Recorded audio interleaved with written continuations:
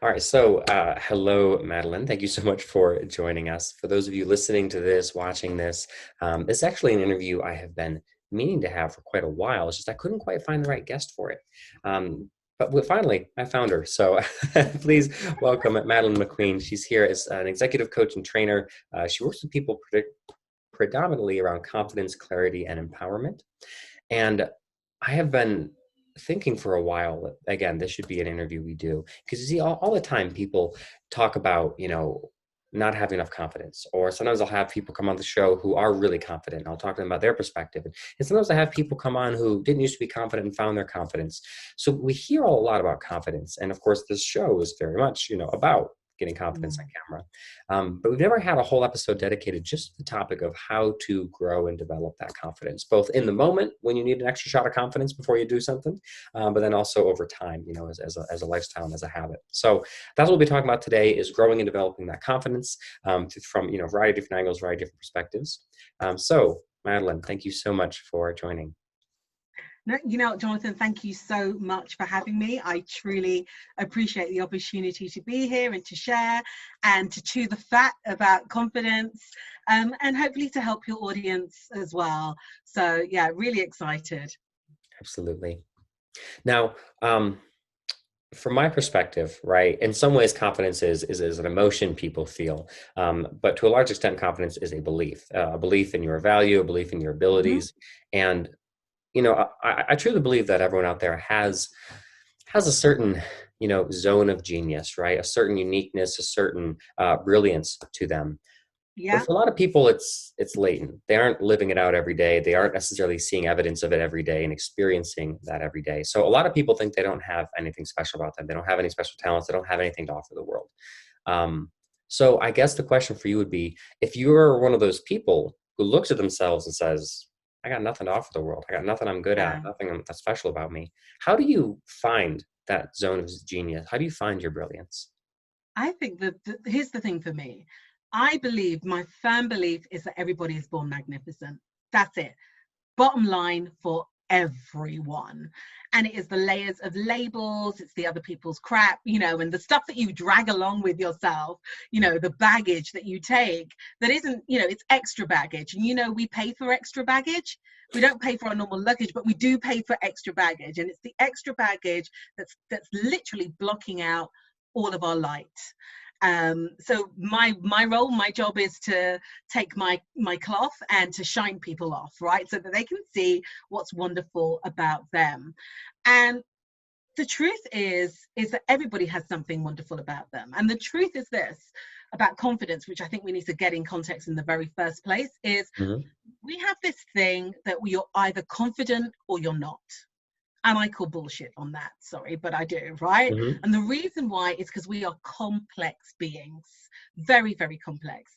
You put me over here and you will see my confidence just go through the roof, regardless. And this is not about introvert or extrovert in any form or fashion, but you put me in the right set of circumstances, you will see my confidence go through the roof. You move me slightly, a degree or two into slightly different circumstance, and suddenly it's gone through the floor. I say confidence is a bit like a graphic equalizer. So this thing of either you're confident or you're not is a load of rubbish, because we as human beings, we're more complex than that. There's just so much more to us than that. And so when we're looking about finding our own personal genius, sometimes it is a journey to get there.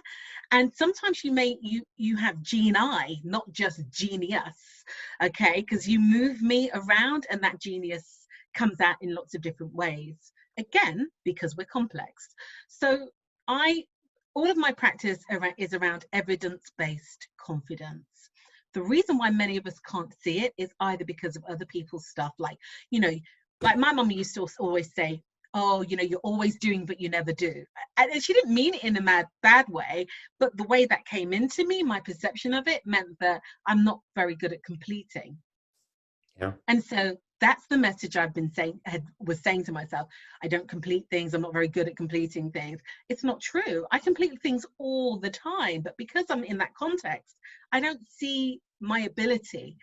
And so what I get people to do to find their own confidence, but also to find their own genius and what's great about them, is to go back to write a list of everything that they have ever achieved. And it's so interesting watching people, because their first thought is, I've never achieved anything. Hmm. That's it. Yeah. And it's like, but that ain't true. That's a message you've been telling yourself that's a load of lies. So let's start looking at it. Let's look at, and I take people all the way back to day one, right? Because the truth of the matter is, we were born winners. If we want to think about the fact that, a sperm made it and beat all the other sperms to Yeah. get there, well, we were born as winners, right? The fact that we even were born is an Yeah. achievement in itself, right? Because if anyone, I've had a miscarriage. You don't make, every baby made doesn't make it. Yeah. So it's important to appreciate that. And that's why I said we're all born magnificent. It's a beautiful thing, the fact that you even made it to this planet. And then what we do is start looking at everything. So if that is, you learned to walk at age 10 months, or you were speaking by, 18 months, or you tied your shoelaces at 6 years, learned to ride a bike at 9. Once we start pulling out all the things, and some people may say, well, that's low, oh, that doesn't really matter in this day. Yeah, but when you were 9 and you learned to ride a bike, that was the biggest achievement of your entire life. And you did that through hard work and tenacity and, not giving up and all of those things. So, and it goes again to, just look at the things that you acquired a job, that you maybe you got a promotion. What did you do, that you are really good at this in this circumstance? And so we start pulling out, and if you do this, you start to see, hold on, I'm pretty badass. And I'm pretty badass, not just one thing, but a number of things.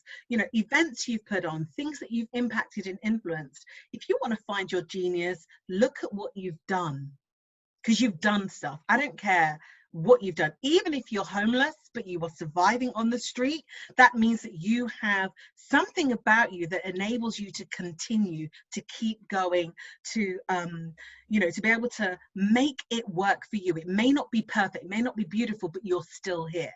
So that's the way I think it's the best way to find your own genius, which is look at what you've done, and then also look at what the skills are, the attributes are, the talents that you have, and you'll find that you will create this, this beautiful thing that says, hey, this is me. I'm not useless. I have a range of things that I bring to the table, and I'm going to lean into those. It's interesting. Something that came up in a conversation in a previous episode with April Sprints is we kind of talked about how sometimes the very thing you're best at is the hardest thing to recognize you're a genius at, because it's the thing that seems so easy to you. And we Yes. even kind of came up with the, I don't know, quote unquote, diagnostic key here, that anytime somebody gives you a compliment that seems a little outsized, like, wow, that was the most amazing thing. How did you do that? That was incredible. And you're sitting there going, what do you mean? Can't everybody do that? That's like an indicator. That's a symbol that that might be somewhere you have a zone of genius. Is that accurate? Have you found that to be true? Oh yeah, definitely. In fact, what I say all the time is, what's common sense to you is rocket science to other people. And what we do is we struggle to find what's great about us because it comes so naturally. But we need to understand that what comes naturally to us doesn't necessarily come naturally to other people. And this is why, as we achieve things, we just throw it off.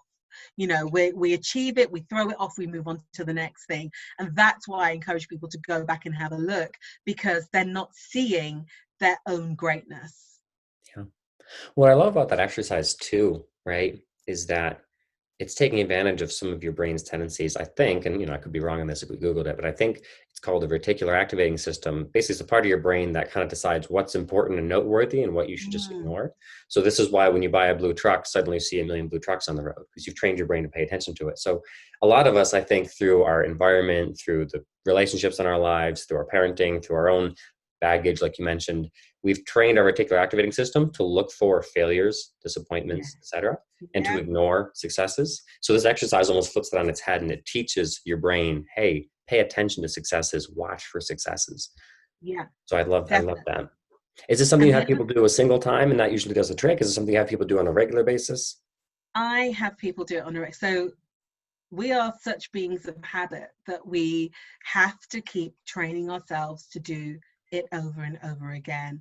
So one of the things I encourage my clients to do is, once they've written that list initially, it's always homework for them to continue to look at that list, because I guarantee that they have overlooked stuff, or they've only considered the last 3 years, or this last job that they are in. And actually that's so much more than that. So, and I always say, so in counseling they have a thing called the pink envelope. And what it is when somebody says something nice about you, write it down, date it, who said it, put it in the pink envelope. I have a box. When you think something positive about yourself, like, hey, damn, I was great, then you write it down, date it, put it in the box. And at the end of the week, pull the box out, read everything. And it's like, wow, because you don't, like you said, you don't notice, you just like flip it off all the time. And it's the same thing I ask clients to do when it comes to their achievements list, which is come to the end of the week, get a nice beverage, sit down with it, and go through the list. Think about your week. What did you achieve? Because we lose all of this good stuff because we don't pay attention to it. So it is about training ourselves to pay attention. Confidence is a muscle. Yeah. You gotta exercise it. You gotta exercise it. Yeah, that's cool. And I imagine too, right? You could, while this is certainly a long-term adjustment to your life and your self-view, I could also see that being like a nice emergency first aid. Like, hey, I need to do this webinar. I'm not feeling confident. Where's my damn envelope? Let me just read through a few of those as a quick, hit of confidence. Yeah, definitely. It's amazing, because I'm very much about light bulb moments. That's the thing that gets me. That's the piece of my work that I love. And it's lovely to watch people have light bulb moments about themselves, that as they write that list, I have a client, she said one of her things on her list was, I learned to climb a mountain in a month. And it was just like that. I learned to climb a mountain in a month. And I was like, sorry, hold on. You learned to climb a mountain? And she climbed some real, like, I don't know if it was Kilimanjaro or whatever, but she climbed some crazy mountain. And I'm like, hold on, you just flipped that. That's big. Do you understand what that takes to do that? I had another client, she was like, so she wrote her list and there was not a lot of stuff on the list. And she's like, oh, there's not much here. So one of the things, she has 2 degrees, which she did in 4 years. And I'm like, lady, can we just stop a moment? Because we flip it off. So it's really important to keep looking back, keep seeing it. And also, what's a good way to go is to maybe just ask a friend, especially a friend you trust, because some friends are toxic, as we know. But ask somebody in your life who really knows you, because they'll champion you. The right people will champion you and will remind you, don't you remember when? But certainly in the moment when you're feeling like, I don't know if I can do this, pull the list out, pull the box out, pull the envelope out and have a look. It'll make a difference. That's cool. So I guess we'll shift gears a little bit here, and I almost want to break into 2 specific subcategories of, we'll call it unconfidence, disconfidence. I don't even know what that word would be. A lack of confidence. Lack of confidence. There we go. So, in my work with people, who are not comfortable showing up on camera, if I had to break into 2 major subcategories, I would say one category is people feel like they're physically not enough, right? I'm not young enough. I'm not thin enough. I'm not beautiful enough. I'm not tall enough. I'm not short enough, whatever it is, right? Physically, they're just not enough. The other category is that people feel that intellectually they're not enough, right? I don't know enough. I don't have anything to say that hasn't been said before. Everything I have to say is boring. People don't care what I have to say, right? So those are the 2 big not enoughs, physically and intellectually. So if we could, I guess, maybe take a look at each of those separately, right? Starting, I guess, with the physical one. For people who feel physically something about their body is not enough, what are things they can do to maybe change that viewpoint? So this one, I think I find it really sad. And I find it really sad because what it is we give the one thing that is our constant the biggest hard time, right? So the one thing that keeps us going, and this is where I would kind of have a conversation with somebody about it, which is your body is the reason you're here, right? Without it, you're not here. So the one thing that keeps you standing, that keeps you upright, that allows you to talk, that allows you to live, is the one thing you give the most hard time. Yeah. How is that really working for you? You know, what is it about your body that has done you so bad that you hate on it like you do? Well, you know, well, my nose is a bit big, and I'm not a slim, and all of these things. And my thing is, there are nearly 8 billion people on this planet. Okay, and I think these are the things for us to remember, because we don't remember them. And in our hyper social media, um, you know, polished environment, we are giving ourselves a very hard time. And we need to remember there are 8 billion people on this planet. Of those 8 billion people, very few of them look like the advertised standard of beauty. And if the big thing to start with is stop looking at people who've spent a lot of time trying to look a particular way in order to fit the model of what we consider is, not we consider, or we're told is beauty. If we go back to what I said at the beginning, everyone is born magnificent. So it's important for you to recognize that you being on this planet has a purpose, and that you are magnificent, regardless of how you look. Also remember, with 8 billion people on the planet, that you will always appeal to someone. And your job is not to appeal to everyone, because you cannot please all of the people all of the time. So when it comes to body confidence, stop focusing. And again, even the thing about body confidence comes back to the underlying thing of our just general confidence. Mhm. So work on what's great about you. So let me give you an example. I am 5'2" and I'm dumpy, right? Okay, I get away with it because I keep the head and shoulders. Okay, but I'm a mesomorph. I have an hourglass figure that helps, but I am never ever, and you know, I'm an hourglass. If you look at me from the front, turn me to the side, I'm a pear, right? So if you can be honest about what your body, and appreciate that this is the one that you've got, then you can start to think about your body in a different way. Like, well, if it's the one I've got, then what do I need to do to look after it, to care for it? How can I start viewing my body differently? And the first thing I would also say is, comparison is the thief of joy. Stop comparing, because believe me, the same person you are comparing yourself to is also going, what you think looks perfect is going, oh, you know, I think if my head was a little bit like this, if my nose was a little bit like that. We all spend so much time thinking about what other people think about us, and actually most people aren't thinking about you. Most people are thinking about what other people think about them, because they are feeling insecure about who they are. How much energy are we going to waste on this? So when it comes to your body, spend some time with your body. I mean, you spend time with your body every day, I know, right? But spend some conscious time with your body in appreciation. Yeah. Because if you are breathing, if you've got breath, then you have life. If you've got life, you've got hope. If you've got hope, then you also have choice. And then you can choose how you view you, and how you change your circumstances. For example, the power is within you. It isn't about you going out there now and having plastic surgery. So there's a book called Cybernetics by Dr. Max Maltz, and there's a new version of it. He's passed now, but he was a plastic surgeon.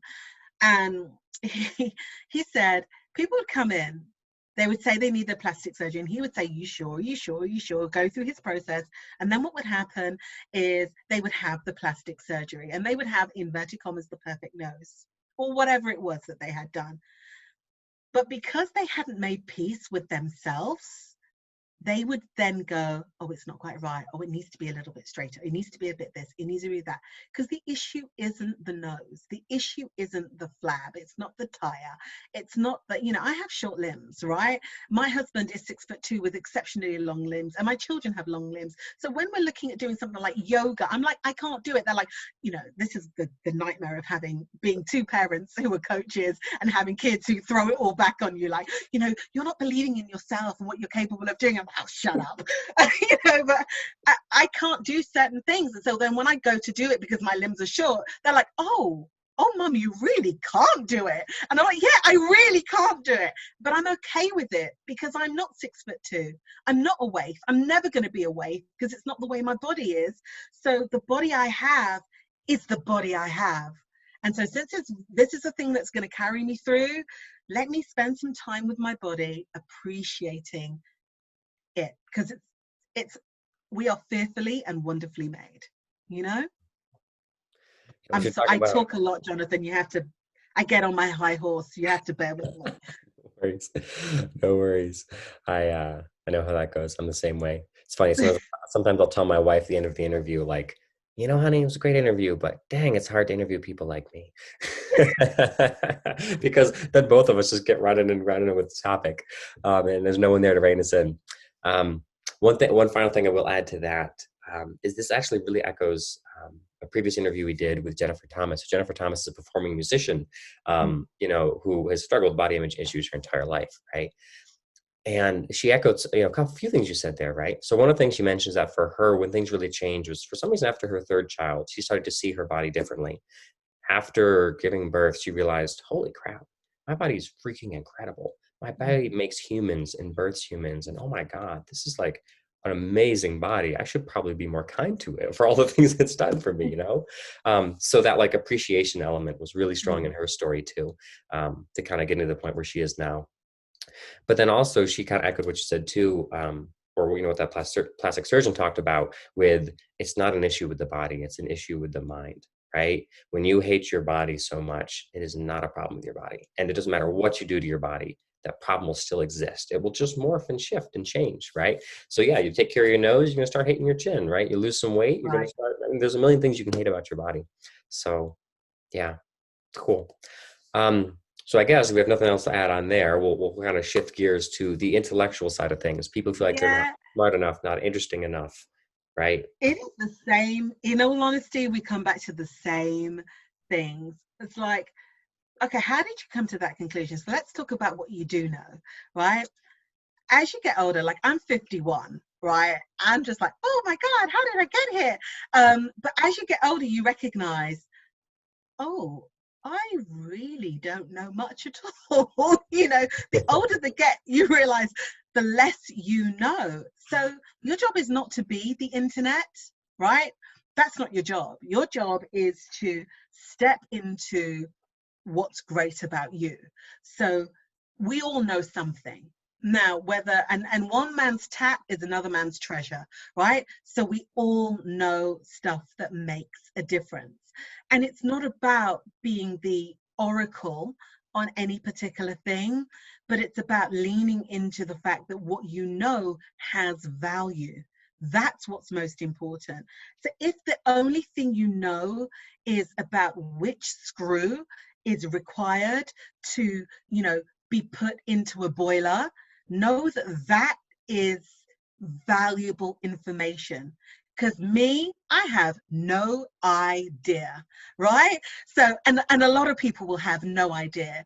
So what we need to stop doing is putting our little piece of knowledge into this massive, well, I don't know all of these things, and go, actually, my little piece of knowledge is a big piece of knowledge in this area. It's changing the perception of what we have. We all know something. And the other thing is that sometimes nobody else offers what you offer in the way that you offer it. So you can have 15 plumbers. Yes, they all know how to do plumbing, but not everyone is going to be the one that you want in your home. Mm. Right? Not everyone is going to approach it in the way you do. Not everyone is going to be as what's the word, as diligent as you might be when it comes to it. Somebody may come and fix that particular problem. That's all that they're going to fix. But actually, you might come, fix that problem, but also tell me that there are a couple of other problems that you have too that will need fixing. They don't need fixing now, but maybe they need fixing in the future. That is your uniqueness. So instead of focusing on what you don't know, focus on what you do know and lean into that, because that is a nugget that somebody desperately needs. And people are waiting for you, your kind of you, to come and help them. Yeah. It's interesting in the world of the internet, right? What you know doesn't have to be valuable to everyone, right? Not Because at all. again, it's no longer a day where you can only provide value to the 1,000 people who live around you, right? Yeah, maybe your expertise, your specialty is a little bit more niche, but there's so many freaking people out there, and we're all connected through the internet that yeah, you can do nothing but a YouTube channel about what screws to use for what job, and there's going to be some people who find Absolutely. value in And that. somebody, I mean, my God, some days I go onto YouTube, I'm just like, man, people have got time on their hands. They have done just about, you can find just about anything. And somebody in outer Azerbaijan is desperately waiting for your video on, this particular screw, because actually that's the problem they have at this moment in time. We cannot please everybody. And there's one last thing I'll say on this, which is, and I think this comes across for all of it, we spend way too much time on people who don't like us or people who have no interest in us. And there's a little picture that I draw, which is, there's the happy face on this side, there's the just kind of neutral face in the middle, and the miserable face on that side. Mhm. We spend too much time on those people with the miserable face, and we are desperately trying to get those people to like us, love us, or to be engaged with us, or to buy our products. They are not interested, right? They're never going to be interested, and nothing you can do is going to ever change that. We don't even need to spend time with the people in the middle who can swing, and they can swing either way, right? Mhm. Focus on the people who are just into you. They love you. They love what you do. They're interested in what you do. They're interested in the field that you are in. Focus on those people. They're your tribe, and you'll get joy every day. You could say, "I poo," and they'll be like, "Yes! Oh my God!" They're the people to focus on. And we spend too much time on a whole range of people, a whole range of things that actually have nothing to do with us and will never feed into us. Focus on the bit that's yours. Yeah. Well, in particular, right, if I'm tying things together here from the conversation, I think a lot of people get maybe too focused on like, am I better than anyone else? Do I do things better than other people? Versus just, right, do I do things differently? Do I have my own way of going about it? I heard a Yeah. story one time, about a woman who, was a dancer, but wasn't an exceptional dancer and didn't really feel like making content about dancing because she wasn't exceptional, right? She was kind of average. Um, and then something happened in her life. I think like her mother had some medical issues. She had to like become a full-time caregiver. And that was just very difficult for her mentally and emotionally. Mm. And she used dance as her like escape to keep her mental health in point. And then her coach helped her realize, well, yeah, there's a million people out there teaching dancing, but how many people are teaching dancing through the lens of using it as a coping mechanism and as an escape and as mental Mm. health? And she was like, oh, well, yeah, actually, there's not a lot of people doing it that way. So you focus more on not what you do and do you do it better. You focus more on how you do it. And again, your unique background, your unique story that you bring to the table. So, Amen. Definitely. And actually, I suppose even before even do you do things differently is, do you do things full stop? hmm, Do you do things? We spend so much time in comparison, and it's killing us. But you're doing something. And the other thing is, some people are, and consistency makes a difference. And you show up, just keep showing up, show up and do things, you know? so cool. Um, you kind of brought up negative people. And that is Mm, something that I think, people are going to have to face, right? Again, especially people who are watching this channel. These people are probably maybe sending one-to-one videos. Maybe they got a YouTube channel. Maybe they post videos on LinkedIn. Maybe they do yeah. Facebook Lives. But there's a lot of opportunity for negative people. And there's a lot of hurting people out there who will certainly take a chance to take a jab at someone, right?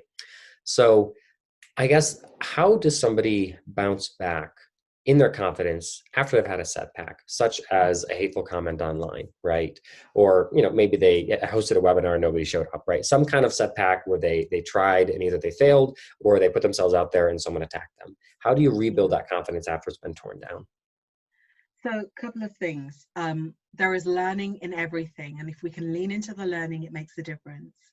The hateful people, there are always going to be hateful people. And I think that's one of the things that we have to almost accept in our, I hate this phrase, but the new normal. And I'm not even talking about COVID normal. I'm just talking about the new normal that we have with social media. Um, we've got a lot of keyboard warriors out there who are using, their keyboard as a method of mass destruction. And we have to make a choice as to what we're going to lean into. And I think this ties into everything we've discussed today. What are we going to focus on? Are we going to focus on the one person who maybe shows up a number of times, unfortunately? Are we going to focus into that person, or are we going to focus in the all the kind of, like, you get one hate message and you've got 50,000, maybe not 50,000, but you've got 30 or 10 or 20 people going, that was amazing. But we somehow, and it goes back to what we were saying before, is that we've conditioned ourselves to look for failure as opposed to look for success. My thing is, certainly online, firstly, is delete, block, because you just don't need that energy. The second thing is to remind yourself of what's great about, and I know I keep saying it, but we don't do it, which is the problem. The simplest things are the things that we almost repel because they're too simple. We want difficulty. And actually, most of our solutions are very, very simple. So go back to what's great about me. I even the fact of, I did it, I put myself out there. That's what I said. Maybe it's taking me so long to do that, but I did it. So that's the thing I'm going to lean into. I'm going to lean into the positive comments that I've received. I'm going to lean into, okay, I've done things before, nobody turned up, and I'm like, okay, well, you know what, Madeline, you said you would do it. You did. This is a phrase that I use a lot. You did what you said you would do. That has value. So that's a really good focus with the person who's maybe got some hate or not had any response at all. And then what else do I need to do? But again, keep showing up, because unfortunately, the more you rise, the more people will duplicate you, the more people will seek to hate on you. Know this: most of what people do, project perception, is 99% projection. This is actually about their issues. It's got nothing to do with you. And more of what people do has nothing to do with you. It is more to do with them. So let them go. So that's on that piece. When you have had setbacks, though, and you find yourself in the miry clay, you've kind of, you're in Dolly Dundrums, then this is the time to go, okay, as I said, what is the learning that I've gained from this? What do I know about myself? Because we don't spend enough time with ourselves to even know what the hell who we are. So what do I know about myself? What have I got in my toolkit? Okay, that didn't go so well, and it feels terrible. But actually, and this is something I remind myself of, most of the most successful people that we see have failed big time, like big time.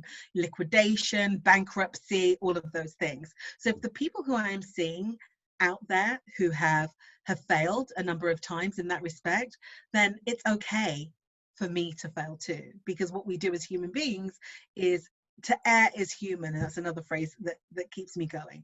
So remind yourself, okay, this is part of my growth path. Growing comes with weeds. So let me pluck the weeds, let me focus on the good grass, and let me move forward that way. If we can just keep reminding ourselves what's great about us and working on that regular confidence, going back to that envelope, going back to that box, going back to that list, to remind us of where we've come from, because quantum leaps are always spoken about. Take massive action. Actually, no, it's little steps that take us to quantum leaps. So I would say Small steps, small focuses on what's great on you every day will help you to overcome the challenges that come with disappointment. But also know that disappointment is an integral part of our human existence. So our job is not to get stuck there. Our job is to go, this is part of my existence. Let me keep going, because it'll take a number of disappointments to get to where I want to be. Cool. Yeah, I like a lot about what you just said. That's awesome. I guess, maybe we'll kind of wrap the conversation up. When I was on your website, I saw you have a course about growing confidence. Mm, And, we've talked a little bit about some early exercises, but if we spend some time just talking about if someone says, all right, for the next year, next 6 months, whatever period of time, I want to focus on changing my life, changing my daily habits, and I want to grow confidence over time. What are some of those things that you can do to grow confidence over time? okay. So one of the things is to, firstly, is to give yourself a time in your week or in your day that you spend with you. I said it already, we don't spend enough time with ourselves. So, like for me, I've been journaling since 1999, November 1999. So I have loads of journals in the attic. And so I make sure that I spend, even if it's 5 minutes, just writing down my thoughts, my feelings, or and my mantra stroke affirmations. So one of my affirmations has been, I am enough, I am enough, I am enough. And I was writing it when I didn't feel like I was enough, until I got to the point where I was like, damn, I'm enough. So one of the things for me is journaling is a really good way to work on your confidence, because then you can, instead of things swirling around in your head, it's very difficult to make sense in your head. You can make sense on paper. So the other thing is to note down your achievements and the things that you've done, or the things, or how you feel about yourself. Like when you've done something good and you're like, hey, that was great, write it down, because it's something you can then go back to. I will also say, if there are courses out there that you can do them, but also jump in with maybe a coach or a mentor or a buddy, somebody who can help to keep you accountable when it comes to those dips that you have, who can help to pull you back up. On top of that, I would also say, set some plans in place for yourself when it comes to not just your confidence, but what you want to do, because there is a competence confidence loop, right? Mm, So when you do more, you gain more competence, and it builds your confidence. So if you want to really long-term build, then you need to stretch your comfort zone. And that's by doing more things. So there, if you're one of those people who is always like, oh, I don't feel very comfortable, I don't, everything is like, I'm not sure, then you need to start employing the word yes into your vocabulary, and saying yes to things that maybe you might not have, because you're not sure whether or not you could do it. Because in doing and realizing, hey, I can do this, you automatically build confidence within yourself, and it gives you the confidence to do some more. So definitely do more. That will make a really big difference. And then when you've done it, log it, right? And then you can come back to it, and that will make a really big difference for you. So they're just a couple of things that will make a difference, but definitely, and set some goals. And I'm just very quickly, because I know I took a lot. So when I talk about goals as well, sometimes those goals don't need to be the big goal. Sometimes the goal is about what I will do today. So I'll give you an example. I set a goal because COVID came, and everything went online, and I was sitting in this chair a lot, and I was growing, but I wasn't growing personally, I was growing physically. Anyway, so I was like, what do I do? So because you're just home, right? yeah, And some of the, you don't realize how much just little going down to the station, catching a train, all of those kind of things make a difference. So my husband brought me an Apple Watch for my birthday, and I decided that I would, every day, regardless of what happened, I would just do something. In fact, before the watch came, I just decided I was going to walk every day. Right? Every day I was going to mhm, walk. I don't care. As long as I got out of the house, if it was 10 minutes, 2 minutes, 5 minutes, 45 minutes, I was going to walk. And so that's yep, how I started. And I got a friend of mine to keep me accountable. So I would send her a picture every day of me out walking. Um, and I think she could blackmail me, most probably, because I look crazy. Um, And then when I got the Apple Watch, on the Apple Watch, there are rings and you have to close the rings in order to achieve. So I made a decision to close the rings every day. I, I was like, I don't care about tomorrow, or I need to lose, we could call it stones, like 5 stones or, pounds. That's not what I'm focused on. My focus is what I do today. Today, I close the rings. That is it. Nothing else, right? I just got to close the rings. Yeah. That consistency is your best friend. What we do is we do a big thing here and then we forget about it. We're like fireworks. Pow, and it all fizzles out and goes away and the sky is black again, right? We need to just be consistent. Be consistent. So if you only took nothing away from me today, if that was that you were, if the thing you took away was, I'm just going to write down my achievements every day, or I'm going to write down my achievements and look at them every day. That means every day, don't worry about tomorrow, just today. Today I write down my achievements. So I have now closed my rings for just over 2 months every single day. Jonathan, I am doing madness at 11:30 at night because my exercise ring isn't closed, right? So I'm just going to say, but now I'm like, I can't imagine not closing my ring every day because now I've got such a streak. I don't want to do anything different. So habit forming is important. Atomic Habits, James Clear, really good book. It's just be consistent. Because if you can be consistent around your confidence, you will find that it will grow and grow and grow and grow, and you will do more. Yeah. Oh, that's so cool. I've gone through something similar this year, right? Where obviously with my body type, I don't care about losing weight. I actually want to gain weight.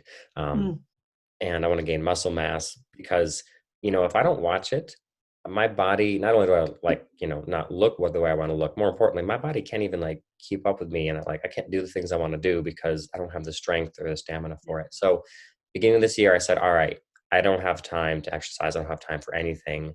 But you know what? I got 5 minutes. So every morning, like I would leave the shower, I would get dressed, I would walk out, and before I would like put my shoes on and go to work, I would spend 5 minutes just do some pretty basic exercises. And I've been doing that. There was some off times when I got sick or whatever, but I've been doing that every day for the whole year. And I just went like rock climbing and my body could keep up with me and I had the yeah. muscle to do what I needed to do. And while I'm still the same general wiry frame, you're not going to change your overall body type in 5 minutes a day. I do look better, like I'm a little more defined in my muscle tone, but more importantly, I actually have a body that can keep up with me, right? I can go hike in the Right. You mountains, feel my better. legs aren't burning and giving out on me. I can go carry firewood around and my arms aren't like burning or falling off or anything. So just 5 minutes a day, it isn't much. It's definitely not going to change my overall life or body type, but even just that small thing has made observable differences because I've done it since January. Yeah. Darren Hardy, is Darren Hardy, The Compound Effect. Hmm. That book, it makes you really realize, you move the nose of a plane just a smidgen, you end up somewhere else. And that's why I say just be consistent. Because if it is 5 minutes, but those 5 minutes over time accumulate. And as I say, small steps make quantum leaps. You don't need to do some big out of this world thing. Just do one thing today and do that every day and focus on it just for today. Forget about tomorrow. Did you do it today? If you did it today, it will have an impact tomorrow and in a month, in a week's time, in a year's time. Just do it today. And if you're thinking about whether it's your body or your intellect or your overall confidence or your genius or whatever, just have that focus today on, if that means the only thing you can say to yourself is, I am enough, or I am good enough, or I am beautiful, or I am magnificent. I always encourage my clients to go and look in the mirror and say, I am magnificent. If that's the only thing you do every day, but you do it consistently, you will believe it and it will make a change in your life. Yeah, that's cool. I'm curious, real quick for you, the fact that you've stuck with this habit of closing the rings for so long, um, Mm. has it changed your own trust of yourself and trust in your own abilities to stick with things? Yeah, I mean, it's changed my body. My body is really changing. It has changed my trust in myself, because I was giving myself a hard time. I'm like, oh, lady, get with the program. This is not helpful. You are focusing on the negative and finding more and more of it, right? Because we get what we focus on, without a doubt. Mhm. So yeah, I'm it's made me go, okay, so what else? What else can I be even more consistent in? I've got this, but it's just the energy that it brings to you. And I'm not talking about the exercise, I'm talking about actually being consistent Mhm. brings an energy of, I know what I'm capable of doing. I know I can, because I've now been doing it for so long. I mean, I'm naturally strong. I'm the girl who sleeps with a 14-kilo kettlebell by her bed. Nuts, mad by name, mad by nature for sure. But seriously, it's a case of, you gain so much in so many different ways, because it starts building also your self-assurance Mhm. as well about you. And I'm a pretty confident person, but again, it's like a graphic equalizer. Move me somewhere else and suddenly I turn into Queen's English. I become, oh, hello, thank you so much, yes, thank you. My voice goes really high. And I'm a confidence coach, so we are complex, and that's the beauty of us, and that's what we need to lean into. So the reason I asked that question is something I realized as we talked is that never in my life before have I stuck with any kind of workout program for more than maybe 3 months. And I didn't actually believe I had it in me to stick with a workout program for more than 3 months, right? Which is part of the reason I never tried to really get into fitness, because I just kind of knew I couldn't do it, because I'd known from past experience that John Yeah, doesn't stick with workout programs longer than 3 months. And now for the first time in my life, I'm starting to think I could. I started to make a lot of decisions about what I would have to sacrifice to, increase my amount of exercise. And, I may yeah, keep it where it's at, but I now know that I can stick with the exercise routine for an entire year. I know that I have that yeah, ability. So if I decided next year that I wanted to up the ante and make it an hour a day instead of 5 minutes a day, I would have confidence in my own ability to do it that I didn't have before. And I think it may be James Clear that talked about that in his book, right? We have yes, like a reputation with ourselves, right? And if we make a habit of lying to ourselves, we're gonna stop believing ourselves. yeah, So it's no, really important that definitely. you do things that you can stick with, even if they're small things, so that you start to Yeah, believe yourself. we believe what we tell ourselves, and our brain, like you've saying at the beginning, all it does is support us. So if we say I can't do math, it will go and find all the incidences where you couldn't and go, yeah, you're right, you really can't. But if you tell yourself you can, it will go and find all the incidences when you did, and suddenly it's making sense to me. Look, I here's the truth.